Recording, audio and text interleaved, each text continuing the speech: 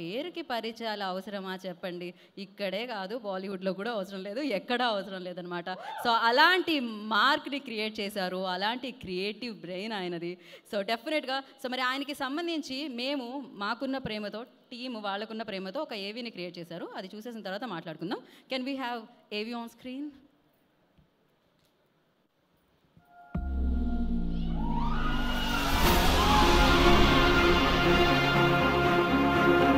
Redefine ఈ మాటకు మరో అర్థం డైరెక్టర్ రామ్ గోపాల్ వర్మ గారు. నచ్చింది చేసుకుపోయే వ్యక్తిత్వంతో తెలుగు సినిమా పరిశ్రమలోనే కాకుండా బాలీవుడ్ లో కూడా తనదైన శైలిని సృష్టించారు డైరెక్టర్ రామ్ గోపాల్ వర్మ గారు.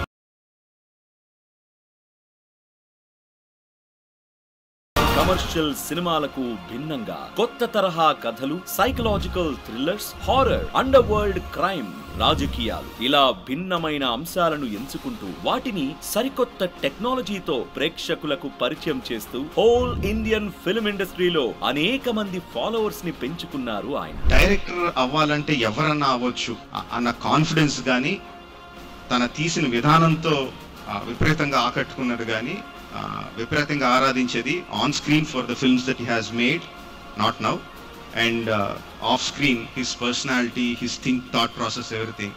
I admire RGV a lot. చాలా చాలా ఇష్టం.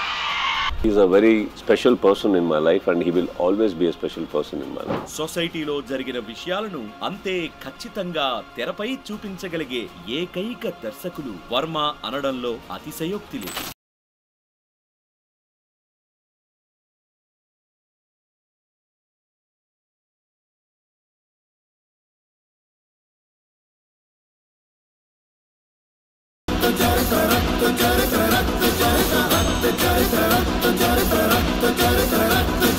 చాలా న్యాచురల్ గా ఉంటూనే ఆడియన్స్ థాట్ ప్రాసెస్ లో ఒక గొప్ప ఇంపాక్ట్ ని క్రియేట్ చేయగలది Indian cinema daredevil Ram Gopal Varma garu. Chandrahas హీరోగా త్వరలో ప్రేక్షకుల ముందుకు రాబోతున్న రామ్ నగర్ బన్నీ చిత్ర ప్రీ రిలీజ్ ఈవెంట్ కి విచ్చేసి తమ అభినందనలు తెలియజేయడం చాలా సంతోషదాయకం. ఈ సందర్భంగా చిత్ర టీం డైరెక్టర్ రామ్ గోపాల్ వర్మ గారికి ప్రత్యేక కృతజ్ఞతలు తెలుపుతోంది.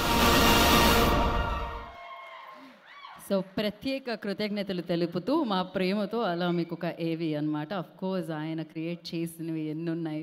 సో శివతో తెలుగు ఇండస్ట్రీని ఎలా అయితే మార్చారో, సత్యతో బాలీవుడ్ ఇండస్ట్రీని కూడా అలానే మార్చడం జరిగింది. కానీ ఆయన్ని మాత్రం ఎవ్వరూ మార్చలేరు. అంతే, ఆయన దగ్గర ఆయన్ని మారుద్దామని ఎవరన్నా వెళ్తే వాళ్ళు మారిపోయి మళ్ళీ వస్తారనమాట ఆయనలాగా. అందుకే చూస్తూ ఉంటాం, రాము గారితో ఇంటర్వ్యూ చేసిన తర్వాత ఒక అరగంట వరకు రాము గారిలాగే మాట్లాడుతూ ఉంటాం. అర్థమే కాదు అది, ఆయన అలా వెళతారు బ్రెయిన్లోకి. సో మరి ఇవాళ ఈ కార్యక్రమానికి ఆయన సమయాన్ని ఇచ్చి కేటాయించి ఇక్కడికి వచ్చినందుకు మరొకసారి ప్రత్యేక కృతజ్ఞత తెలియజేసుకుంటున్నాము. సో ముందుగా ఐ రిక్వెస్ట్ మల్టీ టాలెంటెడ్